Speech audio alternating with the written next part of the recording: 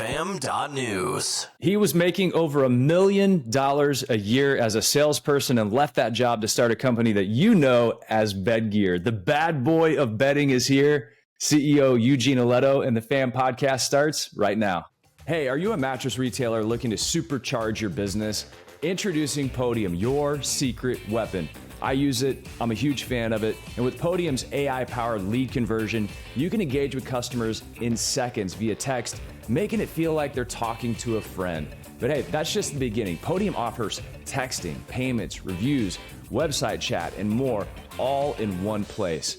You've got to be the most responsive retailer to help customers solve those sleep problems in the moment. Harness the power of Podium today and start growing your business. Visit podium.com right now to learn more. Welcome to the FAM podcast with Mark Kinsley. This is where the best in the bedding business get even better. Welcome to the FAM podcast. I'm so honored to have my friend Eugene Alletto here on the show. Eugene, I have to start with something. Where did this term, the bad boy of bedding, come from? And is it true? Well, yes, we all have a bad side, right? If you've ever been interested in like Marvel comics, there's always a dark side to Batman or Superman. So, I think having a dark side and a good side, and that fight between good and evil is probably in all of us at times. Where I got the term was a bunch of years ago when we started Bedgear. We did everything opposite of the industry, and it was coined by someone in our industry that, he's just the bad boy of bedding. It was tongue in cheek, and it kind of stuck. So, yep, that's my nickname. So let's see if I can, maybe at my old age, maybe I can overcome it. Well, hey, let's go there for a minute. So if you got called the bad boy because you were doing things that were so different, what made you, when you were starting Bedgear, do things differently? Was it because the industry was broken and you saw a way to fix it? Was it because I just want to be different, so I'm going to try and be different to stand out? What led you down that path? So I have, I grew up with immigrant parents, and we were taught to always give more than you receive. Be additive, don't be disruptive. So I have never in my life ever wanted to fix anybody or fix anything. I just believe that if you're going to be additive in life, you can't be the same, you can't do the same things, and then just try to take someone else's stuff just because you're cheaper or you're nicer or you're going to take them to a nicer dinner. So I've always tried to find a way to sell being more additive. What can I bring to the retailer? What can I bring to a consumer that they're not getting somewhere else? So it really wasn't, I didn't set out to be the bad boy of bedding. I didn't set out to fix a broken industry. I just felt like there was opportunities to do things differently and bring things to the industry that they haven't really been paying attention to. And it's really, Mark, it was connecting the dots, right? So to give you just an overview is that if you really think about the industry, we lay people down on their backs when they're 68% of them sleep on their sides. We have them stand up when stores were still in business like Bed Bath & Beyond to go buy a pillow. And we put sheets and protectors and comforters on a bed that overheat the customer, where we now have to make mattresses to try to cool them down. Like, we do everything independent of each other. And that's where I saw the opportunity to be additive and to connect the dots. So it was almost looking at the experience and saying, it seems obvious that you wouldn't do it that way. I'm going to suggest this way and build products around that. Correct. So we always start with the consumer and the products in mind. We're all retail salespeople here at our company. That's where, most of us built our careers early on. And we understand the dance between the consumer and products when they come in the store. And other than promotion and price, product is king. Like today, people always say, it's promotion, price, and product. I always believe that product is king. And in fact, to this day, product is what I now call the given. Like, everybody's got good product. The challenge is nobody knows how to coordinate it all to create a sleep environment that's healthy for the consumer. So we all hack away at it in bits and pieces. And when I was working retail on the weekends trying to, launch a furniture manufacturing career, what I noticed was everything was like add-on. Well, I want to add on this and I want to add on that, or this is an accessory. Words are pretty powerful. When you tell someone it's an accessory, it may not be something I need today. Like when a woman puts on an accessory like an earring or a necklace, it makes the dress, but they may decide not to buy that today, or they may decide to change the accessory. But it's not a necessity, it's a nicety. And if I was to tell you from an accessory to, if I called it an essential, like a bedding essential, which is what we call Bedgear product, this is an essential to a good night's sleep. Now all of a sudden there is value in the word essential. So I think a lot of the words we use in the industry are old and cliche. I think a lot of our processes and how we take the customer through that journey are a little bit disconnected. And I also felt like we all buy from the same foam manufacturers, the same cover manufacturers, and we build birthday cakes in different layers, and there's no innovation. Not because nobody wants innovation, but we talk about innovation. When you look at the product, it's not that innovative. Like, we're still putting foam and springs together. And to me, it cried for somebody to be different. It cried for someone to be not bad, but let me be additive. Let me bring some new ideas, some fresh ideas to the industry, and then let me work on the selling proposition and the wording and the visuals to help the retailers see how they can be successful with this. Because we looked like we came from Mars when we showed up. So that's sort of like how we got the bad boy of bedding. It's not really like we're bad, but it's different, and you gotta either like different or not, right? You were talking about how words are powerful, and you were using different language. And from many retailers out in the wild, I've heard that Bedgear has one of the best training organizations in this industry and maybe beyond. Was that developed because your background was a salesperson? And if so, how did you develop that? And then how do you continue it? And how do you scale that? Because it's not easy to be consistent with that training and get that to cascade down all the way to the RSA when they're talking to a consumer. Yeah. It's always the reverse. Like, you wish you knew the end state, because you would be so much smarter when people asked you how you did stuff. You could have asked me that 30 years ago. I wouldn't have been able to answer it. But when I look back at my life, you definitely manifest your outcome. The way I came from nothing. When I tell you nothing, like, our house was being foreclosed on. My dad passed away when I was 15 going on 16. I was the oldest of 4 children.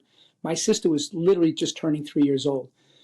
And my mom taught me right from the front. I mean, she sits behind me here in a picture, not in ashes, but in a picture, because I'm Irish, so we have a bit of a weird sense of humor. But my 4'11" mother, she was tough as nails. And when my dad passed away, literally, we picked up and kept moving. Like, she made it very clear we're not going to be victims.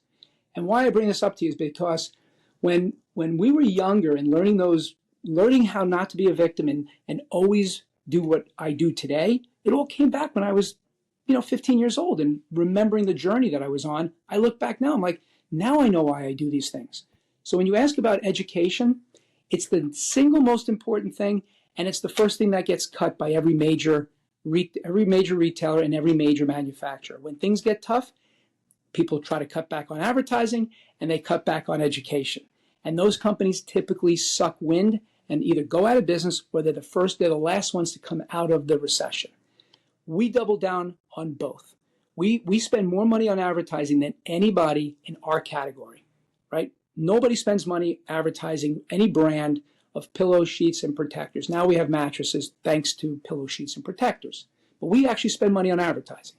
Well, if I spend money on education, it's equally as important, because if I drive traffic to a store or I drive awareness to the category, and our retail salespeople are not in a place where they can actually talk about the product intelligently, I waste my money on advertising to drive to retail.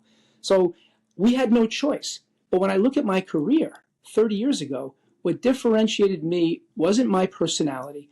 I wasn't even able to buy drinks for people. I wasn't 21 when I started on the road, right? I couldn't rent a car.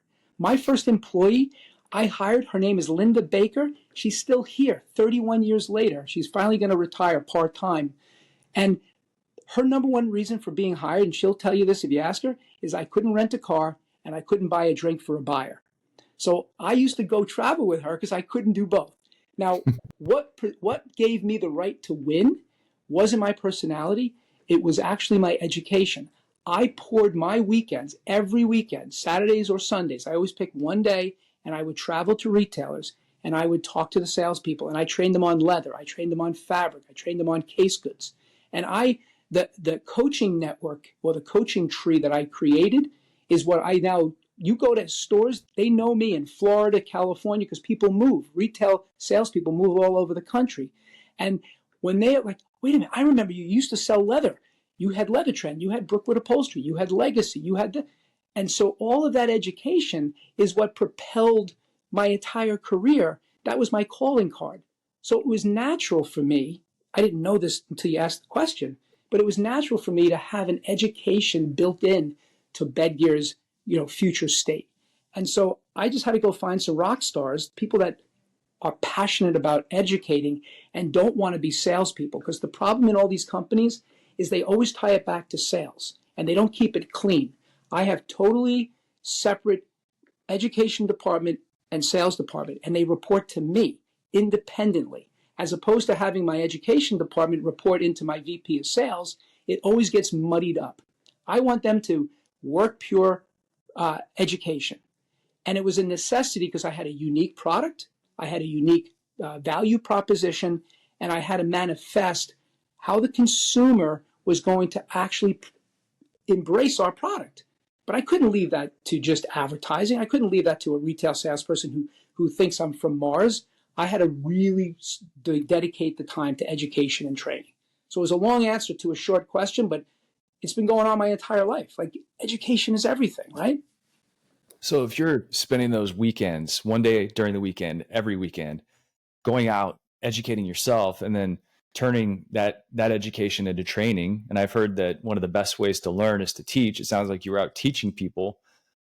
Whenever you were selling leather and those other products, like we said at the very beginning of this podcast episode, you were making over $1 million a year as a salesperson. And I can just imagine, as people hear this, maybe they're driving in their car, running on their treadmill. If they're making $1 million a year, they're never going to leave that job. So many people.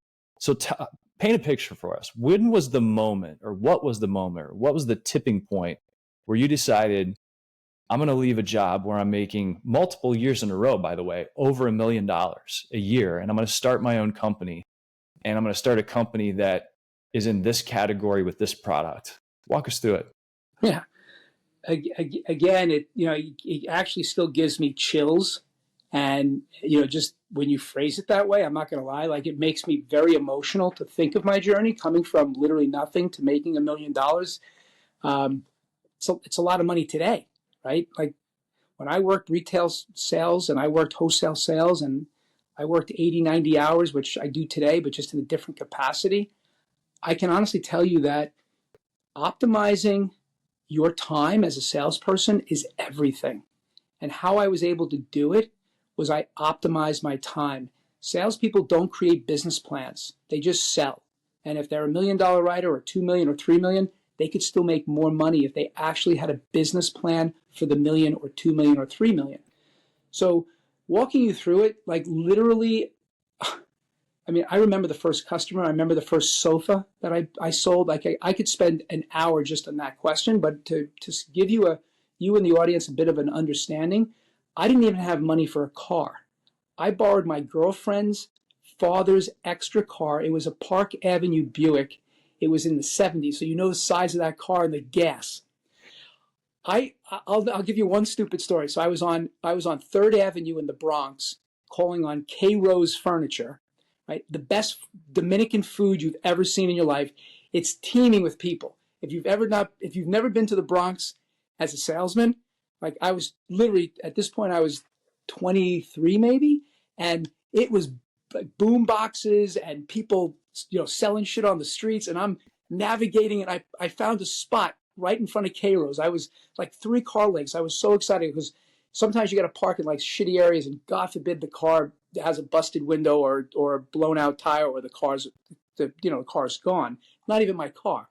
So I drive there. I pull all my shit out of the car, and I go into K Rose Furniture. Oh, I almost Al something. I almost remembered his name.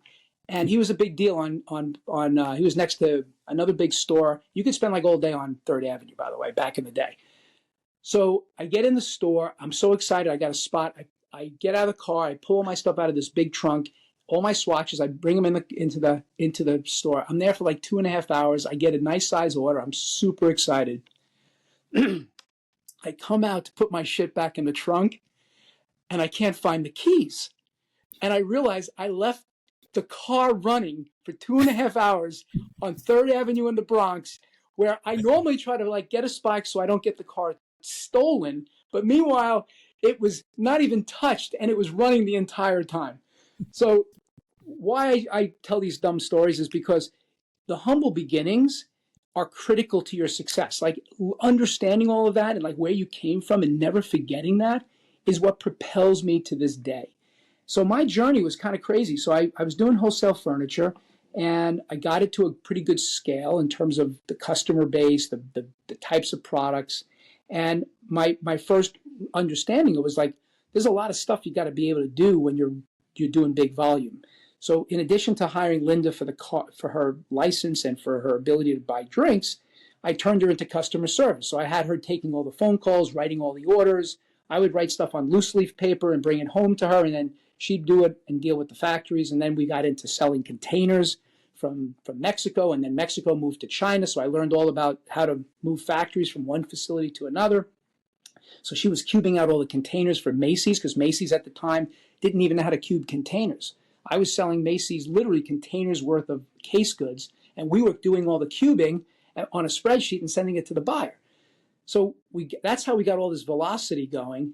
And what I would do is like Linda, who then hired an assistant because we had so many orders. I'm like, Linda, I'm not good at this shit. Like, I don't want to be involved in all the operation stuff.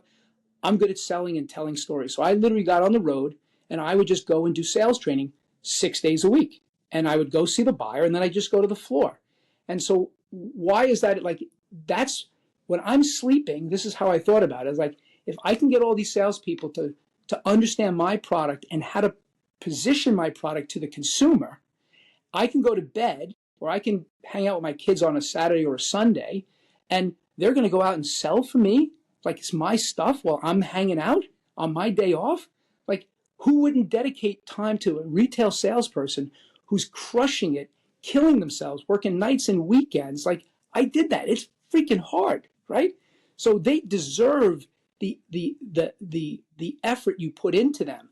And the best part is when you do it, when you take the gas off and you're home relaxing for a day, you're still making money because someone's selling your shit every single day. So that's how I was able to do so much volume over the time. Now, you tell me to walk away from that. You want to talk about scary? But it took another amazing people in my life. My customers, my retail customers said, every line you get, you build the line, you build the line, you build the line. Why don't you do this for yourself? Like, you're a great sales guy, you're a good business person. What are you doing? And so it resonated with me. And when I started playing with mattress protectors and so forth, then believe it or not, I was selling mattress protectors. And then Shayna Roshalu, some of the people might know Shayna, she was the buyer at Levitt's Furniture, and Levitt's went out of business. And at the same time that Levitt's went out, I had Fortunoff, Stearns Department Store, Macy's filed Chapter 11. Like, everything came crushing down. I said, look, don't take a job. I don't have any money at the moment because you guys basically stole all our money because I had to give back from the commissions that I earned. But you seem like you're really smart, and I would love to talk to you. I'd like to understand your background. So she came in. She said to me, look, I don't need a job right now. I'm looking for an opportunity. And you seem to have really good access. I'm like, what the hell does that mean? Like, access? I have no idea what that even meant. She goes, no, you have access. People know, you know people. I just, let me see what you do. And she actually saw my mattress protectors that I call wee-wee pads that I was selling to sleepies. We were selling $10+ million of mattress protectors, like going out of style. And she's like, why don't you sell these to other customers? I said, well, we're making money. It's good. Like, leave it alone. It's easy. No big deal. She's like, no, I think people, you make really cool product. You can sell these to other people. So it was her idea to like extend beyond. She's like, look, I'm not going to take a job with you, but let me check some stuff out. So long story short is between the person telling me, my retailer, what are you doing? Like, why do you keep building other furniture companies? Why not go do something on your own? Now I have Shayna. She's willing to work for nothing, zero money, right? You think I'm crazy? She took zero. She had enough money to survive for a year. And she's like, I'm going to chill out, see what you got going on. And, like now 15 years later, we've been running this thing together. So what I would tell you is be conscious of the conversations you have with people, that you sometimes blow off their comments, because all of those comments led to Bedgear and all of those connections. So it was hard to give up the money, but it wasn't so hard after all when I look back at what I gave up and what I now have today. So it's a little bit of a long answer to all of your questions, but I hope that gives you a little bit of an understanding of what people probably don't know about me.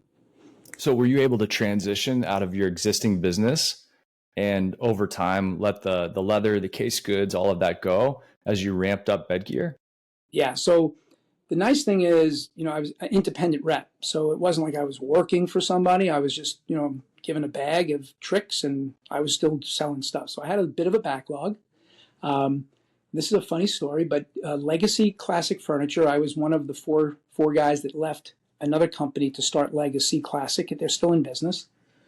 And I got a scary call from Kevin O'Connor from China saying, look, it was Master Design at the time. We're not going to make it. I'm like, what do you mean we're not? I worked for Master Design. We're going to go bust because there was some embezzlement between funds and so forth. And the company was going to go out of business. He goes, I'm going to go see the supplier. It was Lacquercraft, which is a big company today. Samuel Kuo, one of the nicest people you'll ever meet in your life. Him and his wife, Grace, run a company called Lacquercraft. They now own Universal, Craftmaster, and other brands. Really good friends, super nice people. And he's like, I'm going to go talk to them and see what we can do. So he was able to get some funding. It was private. We didn't tell people this, but it was Samuel's money. He's like, you guys go do your thing. So Kevin called me from China again the next night. He goes, okay, I got a backer. Now we need business. So I literally called Sandy Morell, who was the buyer at Macy's. We were working on some products. I said, Sandy, everything we've been working on and building, it's going to go away next week. You're going to hear about it. We already found a solution. He's like, I trust you. I love you. You know what you're doing. Just show me what it is. We'll get going. So Macy's became our first customer. Raymour's joined us, and the list goes on, right? So I became like the big sales guy because that's what I do. But I got involved with product development. I spent time. I brought Macy's for the first time over to China. Like literally, Sandy Morell in 30 years of his life never been to China. I bring him to China to go look at the product, and so I had this amazing, reputation, and I had an amazing relationship with Legacy. So they let me put my guard master at the time. I hired a woman named Leslie Fulmer, who's now Leslie Clay. She's our VP of sales for USA to this day. And I said, Leslie, you sit down here in the Legacy Classic showroom. Here's the closet. This is the Bedgear closet. I put all my shit in the closet in the showroom, and I would take the customers that I was selling furniture to, and I would hand them off to Leslie. And these people are like, wait a minute, I'm buying dining rooms and bedrooms. Now you're having me buy pillows? I'm like, yeah, just shut up, sit down, and I promise you're going to make good money. And so Leslie would work the customer on our side showroom, and I was just hustling and bustling as I was transitioning out of furniture and into bedding. So it was a smooth transition. Clearly, I wasn't making the money for several years after I left completely. It took years to build it, but it wasn't like I was broke and didn't have any options to pay my bills.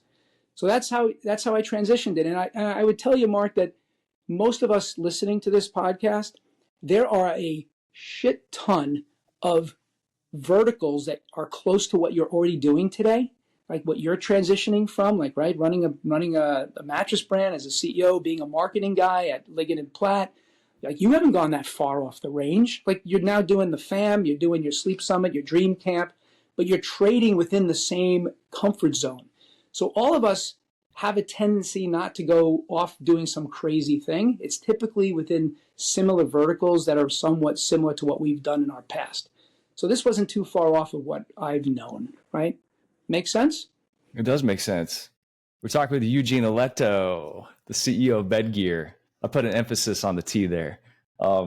Eugene, for those that don't know you, when they first meet you, you're probably not gonna tell them something that most people don't know. But even for those who know you, what is something that you believe that most people might not believe, or something that you believe that others might not know? Something I believe that others might not know about myself specifically, or just life in general. Give us life in general. Yeah. So, I mean, off the cuff, I would tell you that in life, I think people really don't recognize how similar we all are. I've been fortunate now to travel to many countries. We're in 31 countries or close to it with Bedgear. And I sit with Jews, Muslims, Christians, African Americans, Turkish people, Asian people. None of us ever give a crap about anything other than trying to figure out how to do business with each other. And I get invited to homes. I'm sitting, like, just got back from Turkey last week, hanging out. Someone brings his wife with a hijab on, where she's smiling and happy, and we're breaking bread, and we're enjoying each other's company, and nobody is like gives a shit like who they are, what they do. There's no like stress about what they represent. And I'm sitting there, and I get back on the airplane. I'm like, what the hell is wrong with the human race? Like, what are we looking to pick at of our differences when we share so much in common? Like, we do the same shit. Other than the food is different, other than the fact that she covers her hair, or other than the fact that, the Asians want to do gumbe, which is like, the drinking game. It's the same thing as like bottoms up. Like, everybody does the same shit. But we try to figure out how to separate ourselves, and we then allow, governments, and we allow religion, we allow races, and we allow stupidity and lack of education to get in the way of a good conversation. And it just bothers the shit out of me. So I would tell you that I would try to wake people up to realize that if you spent more time like figuring out what you have in common as opposed to what you don't, you'd be amazed at how much easier life would be, right? So that would be the one life observation I've been carrying for the last 30 years. And I finally feel like I can talk my mind. There's enough crazy people out there today on both sides of that conversation that allow me now to just have a voice that I think is now considered reasonable, right? So that would be my one go-to thing. I just want to put a double red underline there, because it was one of the greatest gifts of the past 5 years for me, was being able to spend time with my international licensees. And I remember in the very beginning, you have a little bit of language barrier, and I'm very intensely trying to understand what somebody's saying. And that was such a wonderful process, because I was intensely trying to understand what somebody was saying. But deep down, I was understanding who they were as a human being. And through that process, the language gets easier to understand. The conversations go to family and the things you're interested in. And everybody wants you to come to their country and stay in their homes. And it was one of those things in the beginning where if you get out there and you ask those questions, like you said, and you spark a conversation, it's just an absolute gift. And we are so similar as human beings. And navigating it from our perspective, from this industry perspective, we're all interested in sleep in some way. We all sleep. Totally. And it became a great foundational conversation. It really has. In fact, maybe I just thought of this. Why are we not inviting to the Sleep Summit in your dream camp? We should look at a list of some internationals and have them come and participate. It'd be a great opportunity for the American retailers and manufacturers to get a sense of others, and even bring that to our industry, and let's start a groundswell of like, we're all the same, man. Like, get over it already. Get over it. So far, we have Canada, we have Mexico, we had Guatemala, but we need to get outside of Central and North America. And yeah, every year I'll invite my international friends. And I think this year, we stand a chance. We need to get some Bedgear folks internationally to come as well. Good idea. Hey, Eugene, I have this question that bubbles up in my mind a lot. And it's around this idea of knowing what you know today, because you certainly are going to suffer the curse of knowledge, but knowing what you know today, if you were going to get into the mattress and sleep industry and you had access to capital, but you're starting today and you have to start fresh, what part of the business would you get into? What would you do? So, the easy answer is I would do the exact same thing, because that's what most of us say, right? Because it seems like the most convenient. But to me, I'll play the other side of that. I'll use the bad boy of bedding side. So I would share that I think I'd get into the mattress game first, even though I did it through the other way. So now I'm in the mattress business through the pillow, sheets, and protectors. Now that I see what I see, the mistake that was made is that all of these DTC brands did not innovate product. They only innovated the way to get it to the home, bypassing the retailer. None of them made any good product, nor did anybody really make product. Not only that it wasn't innovative, but they didn't make any uniqueness to the product other than squeeze the shit out of it and put it in a box, which was done before them. But they were able to market it because they were young, digitally native, and they jumped in at the right time. But really, a lot of them, in fact, probably all of them, really haven't made any significant money doing it. And it became more disruptive than additive to our industry. The part that was additive is I think it got some of us off our dead ass to realize, like, oh shit, we better do something. So that might be the only bright spot to what they have accomplished. So looking at that, I would say mattresses, I would have worked with my retailer, not direct to consumer only. I would have done both upfront, which is now what all these direct to consumer guys are doing. They're trying to get into retail. So clearly I would take the roadmap of where they're going. I would have created the brand with the retailers, had a better chance of making money earlier than flipping it from one investor to the next investor. And I think I would have been successful having the knowledge that I have today. So that would have been my entry point, as opposed to what I did, which is much more difficult, taking a category that's been given away as an add-on and that had no value, and having to build that value by educating the retail salespeople, increasing the value of the product. All the things that we did was really, really hard to get any sort of velocity, just because I was fighting so many different barriers of entry. When everybody in our industry wants to sell mattresses, they don't want to sell pillow, sheets, and protectors. Things have changed a little bit. So I would tell you that would be my new thing if I was starting today, is I would build the brand with the retailers, and I would make sure that the product had a reason to win beyond just squeezing it in a box. And I think most DTC brands in what they're doing today would have changed their way of doing it and doing it that way. Because I think the retailer today is starving for innovation. The retailer today is starving for brands to mean something. And it's obvious when you look at Tempur Sealy and how significant they're doing compared to the industry, is because the rest of the industry truly has not figured out the cohesiveness between retail and direct to consumer. And so I think that's what I would give back in seeing what I see. I want to tease that out a little bit, because I look at the landscape over the past, let's call it 5 to 8 years, and so many of the brands that have bubbled up into the consumer consciousness were started digitally native, because people are going online, they're searching for a product, and the mattress brands that show up first, hey, that's getting the time and the attention. And then the playbook has been, of course, they wanted to sell them directly, but then they got reviews, and those reviews got that consumer trust. And then that was able to be leveraged into brick and mortar retail, in addition to them saying they were going to drive foot traffic. So do you think a greenfielded brand today that doesn't have that consumer awareness online and the reviews can be built at retail instead of being built online first?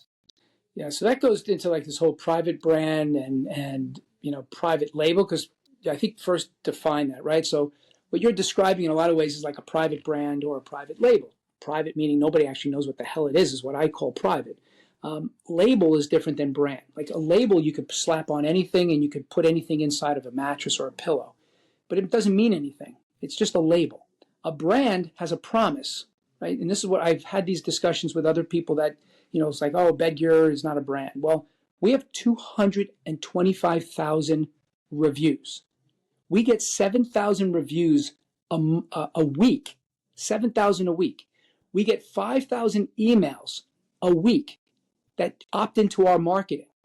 I don't know about you, but at that velocity, we're more of a brand than even I realized. because consumers are snacking on our stuff and they're inviting us to market to them, and they're allowing us to tell people how they like our product. And how do we do it? Because we're consistent. We have a brand promise. If our retailers won't take back a product because it didn't fit them, we will call the retailer and actually work out and get the customer back to be refit for a pillow and a mattress. Who else does that? As opposed to, I'm sorry, it's used, we won't take it back. Well, for the amount of times people call you, take it back. We'll donate it to somebody. We're making enough margin where we can satisfy the customer. They're telling you it doesn't fit them. That's the kind of customer you want coming back to your store because they want to get it right, right? So we just do bad things in our industry. So what I mean by that is that if I'm going to build a brand, I have to have a promise. If my promise doesn't align with my marketing, my product, and my sales process, I'm not a brand.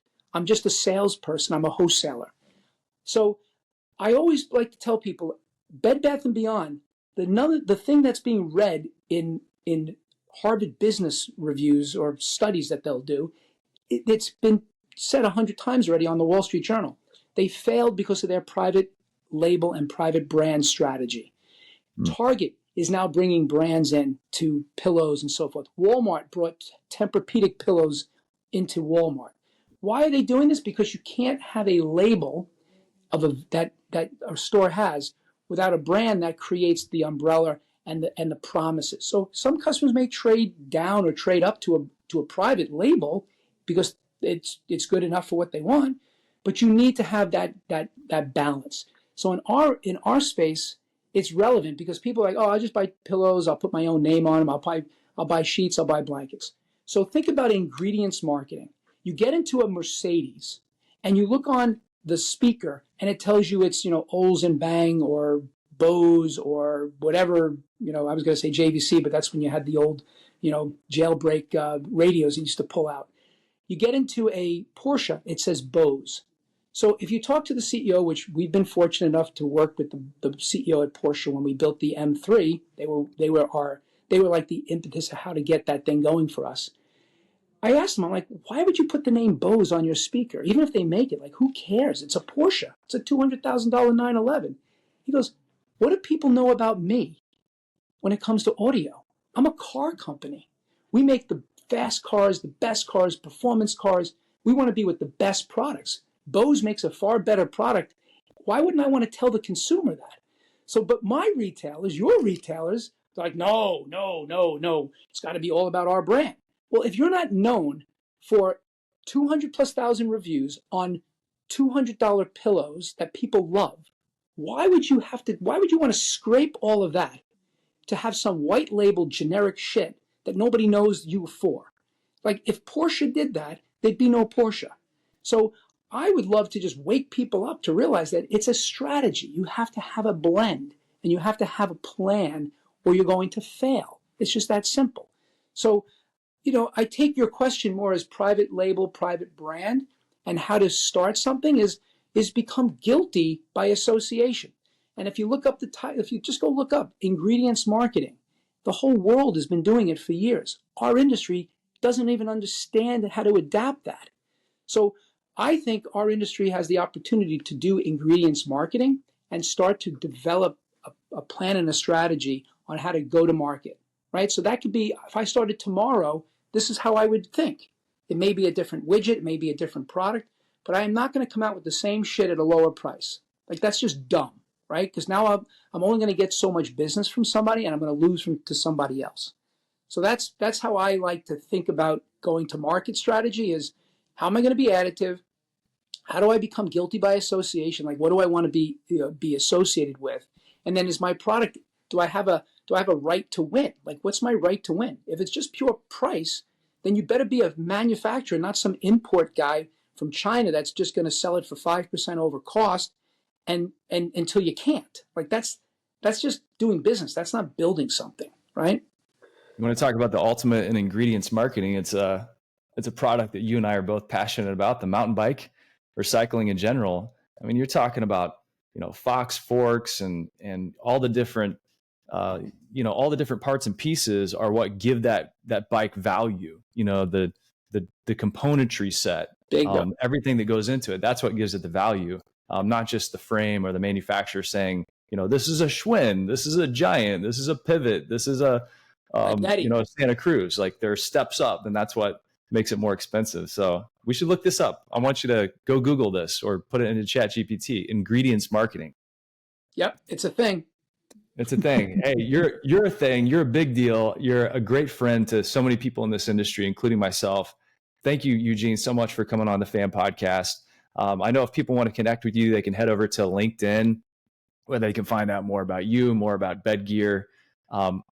Really appreciate you taking time to share your wisdom, your perspective, and sort of how I built this behind Bedgear. And I'm sure there's a lot of other chapters in that book that we didn't get to. So we'll have to have you come back on the pod at some point.